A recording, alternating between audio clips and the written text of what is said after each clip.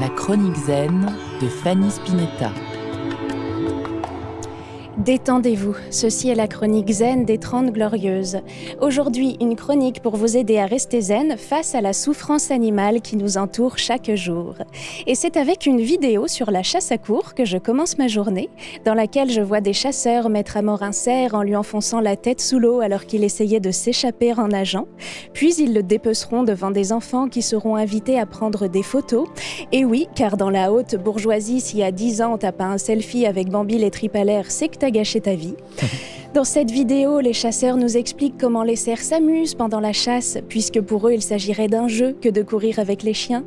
Moi, je suis d'accord pour qu'on appelle ça un jeu si on échange les rôles de temps en temps.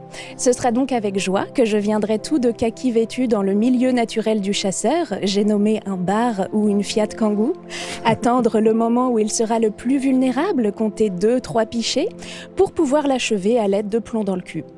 Ou alors, on peut laisser les chasseurs s'entretuer, parce qu'étant donné le nombre d'accidents, on devrait pouvoir éradiquer l'espèce assez facilement.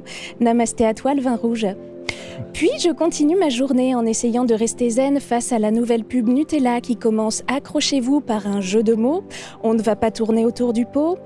Personnellement, j'ai déjà envie de me pendre. Puis qui nous informe que sa pâte à tartiner contient de l'huile de palme pour le goût et pas du tout parce que c'est moins cher. Cette huile qui provoque des maladies cardiovasculaires et l'extinction des orang-outans. Mais on s'en fout, c'est tellement bon. Namasté à toi l'obésité morbide. Je me décide enfin à sortir de chez moi pour me changer les idées, mais c'est sans compter sur les pétasses à fourrure qui croisent ma route. Et quand je dis pétasses, je parle aussi des hommes qui sont nombreux à porter leur capuche en poil de raton laveur, coyote ou chien errant. Et oui, car sachez que lorsque l'origine de l'animal n'est pas détaillée sur l'étiquette, c'est qu'il s'agit d'un toutou de Chine, pardon. T'as toujours rêvé d'un animal de compagnie, mais tu as peur de t'engager? J'ai la solution. Pour seulement 500 balles chez Canada Goose, t'en auras un sur ta capuche toute ta vie. Mais celui-là, il rapportera pas la baballe. Namasté à toi, le trappeur du 7e arrondissement. Puis je me retrouve dans un restaurant qui ne fait pas de plat végétarien, mais où le serveur me propose une salade à la place, ce qui est dommage étant donné que j'avais faim. Et il ne peut s'empêcher de me demander si j'ai des carences avec le végétarisme. Je lui réponds alors que oui, effectivement, j'en ai.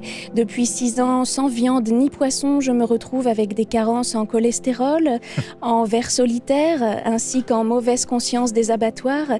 C'est vrai que maintenant, quand je me réveille le matin, je suis en pleine forme. Je me dis, c'est super Fanny, qu'est-ce que tu vas faire de ta journée? Du yoga? Et tu vas boire du thé vert? Oh très bien, tu viendras pas te plaindre dans 10 ans quand t'auras toujours pas d'infarctus. Je dois dire que la seule chose qui ait pu m'ouvrir le chakra du plexus ces dernières semaines a été la mise en examen de Sarkozy. Et je pense pouvoir atteindre enfin le bonheur le jour où il ira en tôle. Namasté à toi le juge Tournaire et namasté à vous.